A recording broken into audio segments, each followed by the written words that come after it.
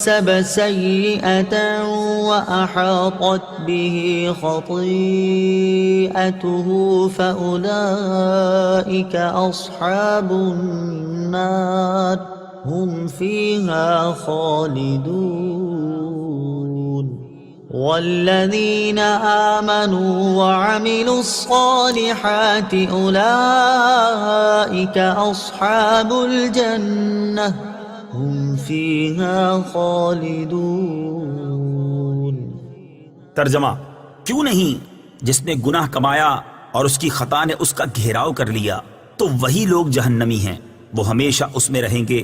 اور جو ایمان لائے اور اچھے کام کیے وہ جنت والے ہیں، انہیں ہمیشہ اس میں رہنا۔ بلا من کسب سیئۃ واحاطت بہ خطیئتہ، کیوں نہیں جس نے گناہ کمایا اور اس کی خطا نے اس کا گھیراؤ کر لیا۔ تفسیر صراط الجنان میں ہے، اس آیت میں گناہ سے شرک و کفر مراد ہے، اور احاطہ کرنے سے یہ مراد ہے کہ نجات کی تمام راہیں بند ہو جائیں اور کفر و شرک ہی پر اس کو موت آئے، کیونکہ مومن خواہ کیسا بھی گناہ گار ہو گناہوں سے گھرا نہیں ہوتا، اس لیے کہ ایمان جو سب سے بڑی نیکی ہے وہ اس کے ساتھ ہے۔ وَإِذْ أَخَذْنَا مِيثَاقَ بَنِي إِسْرَائِيلَ لَا تَعْبُدُونَ إِلَّا اللَّهَ وَبِالْوَالِدَيْنِ إِحْسَانًا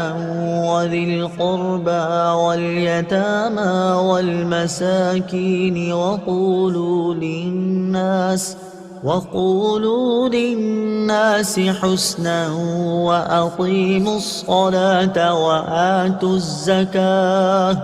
ثُمَّ تَوَلَّيْتُمْ إِلَّا قَلِيلًا مِّنكُمْ وَأَنتُم مُّعْرِضُونَ۔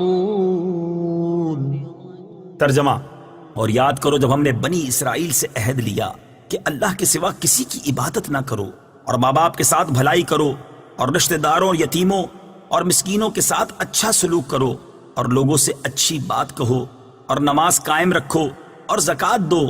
لیکن پھر تم میں سے چند آدمیوں کے علاوہ سب پھر گئے، اور تم ویسے ہی اللہ کے احکام سے منہ موڑنے والے ہو۔ وَإِذْ أَخَذْنَا مِيثَاقَ بَنِي إِسْرَائِيلَ، اور یاد کرو جب ہم نے بنی اسرائیل سے عہد لیا۔ تفسیر صراط الجنان میں ہے، یعنی اے یہودیوں وہ وقت یاد کرو جب ہم نے بنی اسرائیل سے تورات میں یہ عہد لیا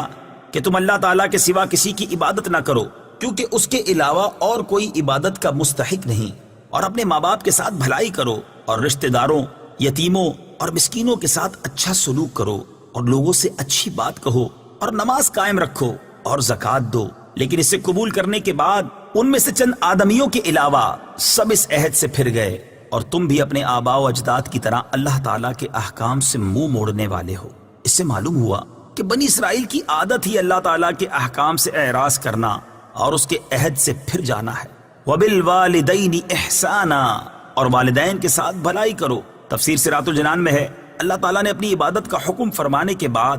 والدین کے ساتھ بھلائی کرنے کا حکم دیا۔ اس سے معلوم ہوتا ہے کہ والدین کی خدمت بہت ضروری ہے۔ والدین کے ساتھ بھلائی یہ ہے کہ ایسی کوئی بات نہ کہے اور ایسا کوئی کام نہ کرے جو ان کے لیے باعث تکلیف ہو، اور اپنے بدن اور مال سے ان کی خوب خدمت کرے، ان سے محبت کرے، ان کے پاس اٹھنے بیٹھنے، ان سے گفتگو کرنے اور دیگر تمام کاموں میں ان کا ادب کرے، ان کی خدمت کے لیے اپنا مال انہیں خوش دلی سے پیش کرے، اور جب انہیں ضرورت ہو ان کے پاس حاضر رہے، ان کی وفات کے بعد ان کے لیے ایصال ثواب کرے، ان کی جائز وصیتوں کو پورا کرے، ان کے اچھے تعلقات کو قائم رکھے۔ والدین کے ساتھ بھلائی کرنے میں یہ بھی داخل ہے کہ اگر وہ گناہوں کے عادی ہوں یا کسی بد مذہبی میں گرفتار ہوں تو ان کو نرمی کے ساتھ اصلاح و تقوی اور صحیح عقائد کی طرف لانے کی کوشش کرتا رہے۔ حقوق والدین کی تفصیل جاننے کے لیے فتاوی رضویہ کی 24ویں جلد میں موجود اعلیٰ حضرت امام احمد رضا خان علیہ رحمۃ الرحمن کا رسالہ